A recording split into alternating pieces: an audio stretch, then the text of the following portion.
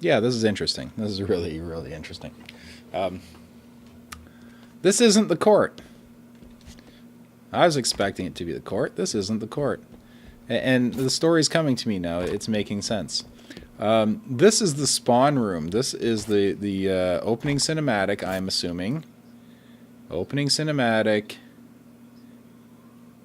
It is the teams are spawning back to back, and they're being thrust into, I guess it's the court. I'm going to have to try it and find out. I probably should have tried this in-game first. It looks so interesting. We actually had the spawning system in a Halo 4. Yes, a Halo 4 live streaming court. It had this exact setup on the roof of the court as a bifurcation method to separate the players from the cameraman and the commentator. Anyhow, nothing to do with this, but let's just try running one of the spawns. And since I'm on red team, let's see what happens, because looks like I'm gonna be running right into that painting there. And that's not good. I gotta try that again. You know what? Why don't we look at the court first, then we'll try it in game to make sure it works. But I kind of get the idea. You spawn into a painting, and you play inside the painting. You see? Because right now, this is the painting that one team spawned into, and that's the painting that the other team spawned into, and we get to paint the floor with each other's blood. Sorry to ruin the illusion there, but that's what happens in Grifball. I'm already looking at the clamber ledges, because I know these are going to work, because he's doesn't have any overlap in them, so that should be good. I'm pretty sure they work. Obviously check them in game. Containment is good. It's actually lower than the visible ceiling, which is fine, because I think he's used yes, he's used standard containment. Now, once again, just like the other court, you've got, it's kind of a red flag for me, because all those blocks are supposed to be aligned. So you've got one block higher and one block lower.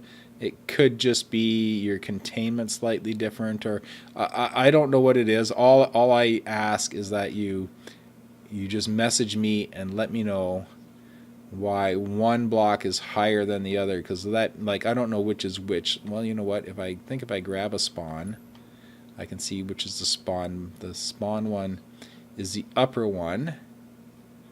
Okay. And if I grab the containment on the outside, the containment is a lower one. Okay. Okay, that should be fine then. All that indicates is that his containment, the block he used for containment, is slightly lower than the one for spawn. So that's not a problem. That's not a problem. All that means is that he's lowered the court just like 1 unit shorter than standard. So he's lowered the ceiling. I don't know why. I'm sure there's a reason. There's probably a good reason for it. It's not an issue for me, because everything else is everything. It makes no difference to the player. Everything's going to spawn just fine. He's used the standard spawns. There's one thing. Take your take your spawn. These just look a little low. I would take the prefab with the spawns on it, and I would move it up 1 unit. So we're not going to get away scot-free, but there we go. Just move it up 1 unit, so that, because they just look like they're embedded in the floor. I mean, I could verify that by setting them to normal physics, but I don't have to. I've seen it enough times to know that should be a bit higher. If you want to put your gold back down so it's not a bump, yeah, because it's a bump, you can just ungroup it and drop the 2 goals down by 0.2 of a unit. 1 second, I'm gonna have a coughing fit. So technically, good to go. I just want to try the. I want to see the opening cinematic and make sure that because I was concerned that I died on spawn when I was spawning in. Oh, I see. Invisible teleporters. That's how you're supposed to teleport into the painting. That's kind of how I assumed. See, originally I thought that it was just a chroma that you flew through, but you're on opposite side. So I just assumed that you're going into a teleporter. So that has to be tested extensively, and I'm going to make a note in the Trello board. When you spawn in this method, because it's teleporters, first of all, the measurements must be absolutely precise. And I noticed you had a kill volume behind them, probably as a safety precaution. But keep in mind on international connections, sometimes players don't quite sync up to where they are. So if you have a kill volume that's one step further than the interior, like the ones in your spawn room, move them back away from it by one full unit, just to give a little bit of leeway for international players and for bad connections. You want you have things forged really tightly, but you want to loosen them up a bit for the chance of slightly out of sync international players when they're playing with us. It just make the court a little more forgiving by giving between the man cannon the teleporter and the kill volume. You want just a little bit more space between them, okay? So that they don't all die on this. And the other thing is, test with 8 players, and on spawn instruct everyone just to hold forward and do nothing but hold forward, okay?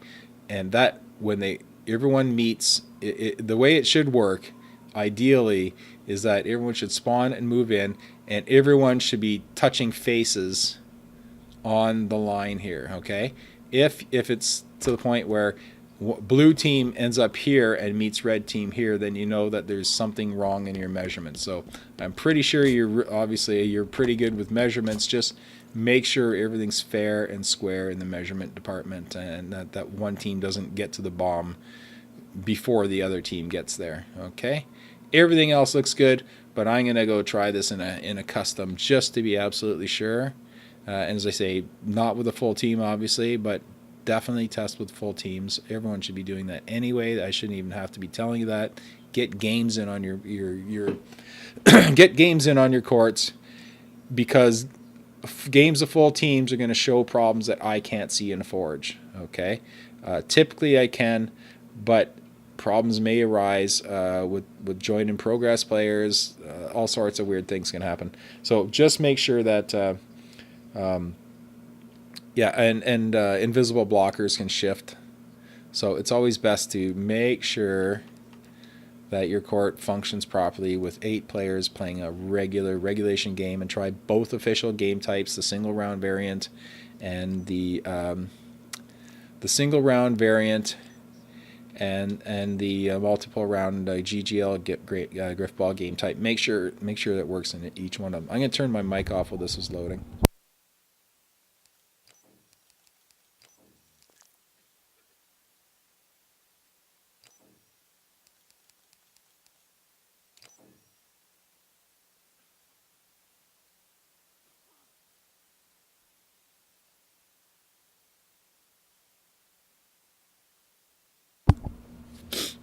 Sorry about that. Coughing up a lung again. I'm pretty sure this is my last review of the day, and thankfully it is. Thank you. I can pack in my mic for the day. Hopefully my voice is better, because once I get over this cold, I'm going to be live streaming all the like when I do the second passes, I do them all in one big group and live stream it. I just heard today that Beam.Pro is coming to the Xbox. We all knew it was going to. Get ready for some Grifball. Here, let's watch this.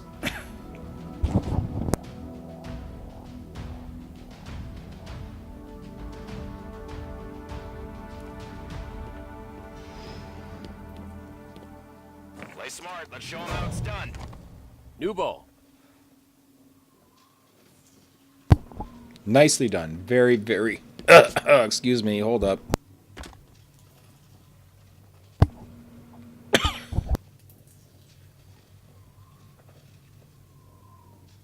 Okay, as I was trying to say, my voice is gone. Nice job. One of your cameras, I forget which one, was a little bit fast. I usually recommend that your cameras kind of tell a story as well, and you can't have one camera going really slow and then the next one going super fast. Try to make them a little smoother so they kind of blend in with each other. But nice job in the spot. It puts the players into the setting, tells them where they are, throws them into the court and totally immerses them in the look and feel of the court. So I'm going to take some screenshots and probably use them as my computer desktop because they look so lovely. So I'm out. Thank you.